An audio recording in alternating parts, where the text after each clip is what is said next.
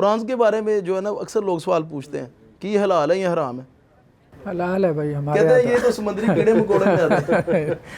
हमारे यहाँ तो हलाल ही है। बाकी ये है कि कुछ फुकाहा ने उसको मकरूह कहा है, अच्छा, लेकिन जायज़ है, कोई उसकी हुर्मत की दलील नहीं है। हाफ़ साहब, इस हवाले से ये जो दो राय पाई जाती हैं कि जो समुंदर का मुर्दार है वो रसूलुल्लाह सल्लल्लाहु अलैहि वसल्लम ने हरार करा दिया मैततान और दमान वाली हदीस में। अब मुर्दार समुंदर से मुराद क्या ली जाएगी? वैसे जो फुकाहा इनको हराम या मकरूह कहते हैं ना, उनके पास एक दलील ये मजबूत है कि जो समुंदर से निकाला गया मुर्दार हो गया, उसको ज़बा की ज़रूरत पेश ना आई, वो तो हलाल है, मुर्दार ही हलाल है ना। लेकिन जिसको आप सब निकाल के ज़बा करना पड़े, उसके बारे में आप ज़ाती तौर पे क्या समझती है, क्या वो हलाल है? असल में इसके बारे में काफ़ी ज़्यादा आरा हैं। उसमें मुझे जो बात समझ में आती है ना कि वो जानवर जो सिर्फ समुंदर में पानी में ही रह सकता है, ये बात है, उस पानी से निकाल लो तो मर जाए। हाँ, तो जो पानी में भी और खुश्की में भी जिंदा रहे, फिर उसका हुक्म दोबारा खुश्की की तरफ लौटाना चाहिए। मेरा भी ये रुझान है कल भी। जैसे मगरमच्छ है, अब ज़ाहिर बात है वो गोश्त खोर भी है और एक दरिंदा जिसे हम कहते हैं, और उसमें वो ज़ीना वाली सिफत भी है। तो इसी तरह से मेंढक है, सांप है, ये सारे वो हैं जो पानी में भी और खुश्की में भी रह लेते हैं। लेकिन मछली की तरह जो सिर्फ पानी में रह सकते हो, हाँ जी, तो उनकी हिल्लत तो इस हदीस उसमें तो कोई शक व शुबा ही नहीं ना। लेकिन जो मेंढक की बात की है, मेंढक तो वैसे ही हराम इसलिए कि जिसका कत्ल जो है वो रसूलुल्लाह सल्लल्लाहु अलैहि वसल्लम ने जिस जानवर का कत्ल मना किया हो वो ज़बा नहीं हो सकता। लेकिन जो मगरमच्छ की आपने बात की है, जू नाब, वो जब खुश्की के हुक्म में आएगा तब हम ये हुक्म लगाएंगे ना। ऐसे ही है। इसका मतलब है समुंदर से जो जानवर निकल के नहीं मरता उसका हुक्म खुश्की की तरफ लुटाया जाए। तो इसलिए फतवा ये मेरा ख्याल है प्रॉन या इसके अंदर जो अक्सर जानवर, ये जो हशरात जिनको कहते हैं, हशरात के अंदर भी एक हदीस मौजूद है कि रसूलुल्लाह सल्लल्लाहु अलैहि वसल्लम ने हशरात को कुल्ली तौर पे मकरूह और हराम जाना, लेकिन एक का नाम लेके हलाल करार दे दिया, जिरात को, मतलब टड्डी को वाहद ना।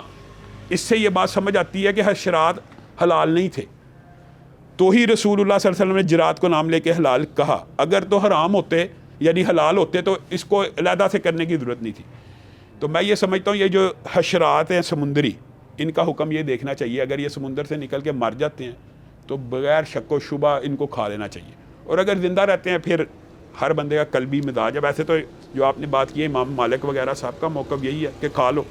मगरमच्छ की हिल्लत के फतवे भी आपको पता है रोपड़ियों के मौजूद हैं, मगरमच्छ तक के, कछुए के।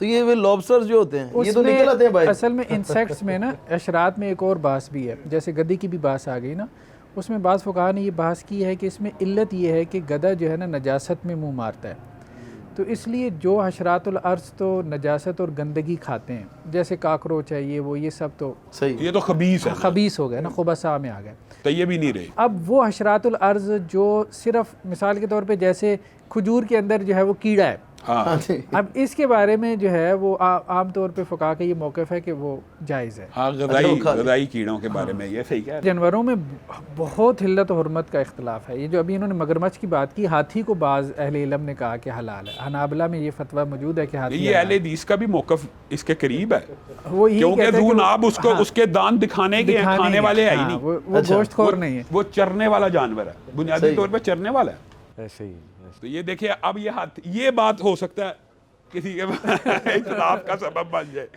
अब घोड़े की इल्लत हुर्मत पे हमारे यहाँ कितना इख्तिलाफ है। अब जारी बात है, चूँकि मेजॉरिटी जो है वो अनाफ हैं, उन्होंने कभी सुना ही नहीं होता कि घोड़ा हलाल है। लेकिन तुर्की में तो खाया जाता है, हालांकि वो भी हनफी हैं। तुर्की में तो मैंने सुना है, मैं वैसे हाफ़ साहब मेरा ख्याल है कि हनाफ के अंदर भी दो गिरोह हैं। हनाफ में घोड़े की कुर्बानी के ऊपर तो सारे, यानी कुर्बानी तो हम भी नहीं मानते उसकी, लेकिन हलाल होने के ऊपर एक गिरोह हलाल मानता है। हदीस में मौजूद है साहबा ने घोड़ा खाया, तो वही बात है, ज़ू नाब नहीं है, जो जानवर चरने वाला है वो तो हलाल होने का उसका कुलिया रसूलुल्लाह ने एक ही बताया कि जो ज़ी नाब हैं वो सारे के सारे हराम हो जाएंगे। उसमें भी एक इस्तिस्ना है, लेकिन हर इस्तिस्ना आवाम को बताना ज़रूरी नहीं है। जिस तरह छिपकलियों की किस्मों में एक इस्तिस्ना भी मौजूद है। गो के बारे में शायद आता है, खालिद बिन वलीद का जो है वो गो है या वो उसको दब कहते हैं असल में। अच्छा, बुनियादी तौर पे उसका हमने तर्जमा गो ले लिया। गो तो सरासर हराम है, दब एक ख़ास किस्म की छिपकली की किस्म, सांडा जिसको समझ लें कहते हैं, लेकिन वो एक ख़ास किस्म है जो 40 वो चरती है, ये भी बताऊं, वो ज़्यादातर हर्बी वोरस है, लेकिन वो कीड़े मकोड़े भी खा लेती है। ठीक है, लेकिन उसकी एक ख़ास किस्म है जो पीले रंग की होती है। अरबों को उस किस्म का मालूम है कि वो उसका जो यूरेनिएशन का सिस्टम है ना, तो वो 40 दिन में एक कतरा यानी सिक्रीट करती है, वो किस्म सिर्फ हलाल, जो अरबों के यहाँ हलाल होगी ना वो किस्म वही हलाल होगी। ये हमने उससे गो छिपकलियों की तमाम किस्में हराम है, तमाम सिवाय उसके, बिल्कुल ठीक। वो हलाल है। इसके बारे में फतवा है बाज़ हनाबला का कि ये हलाल मैं यही कहा था कि ये हर आवाम को बताने की जरूरत नहीं है। बुनियादी तौर पे कार्निवोरस में जो एक जानवर की इस्तिस्ना है वो ये है, जिसको हम हायना कहते हैं। हायना। अब ये देखिए अरबी उसको ज़िबा करके उसका नाम भी ज़ब और ज़बा का नाम भी मिलता जुलता है सही सही। और वो उसको हलाल समझते हैं। लेकिन बाज़ फुक़हा ने उसको इस वजह से ज़ीनाब वाली हदीस को ना तरजीह देती उसको हराम कहा है। हराम भी कहा कि इस्तिस्ना कैंसिल हो गया, बाद लोग इस हदीस को मंसूख समझते हैं।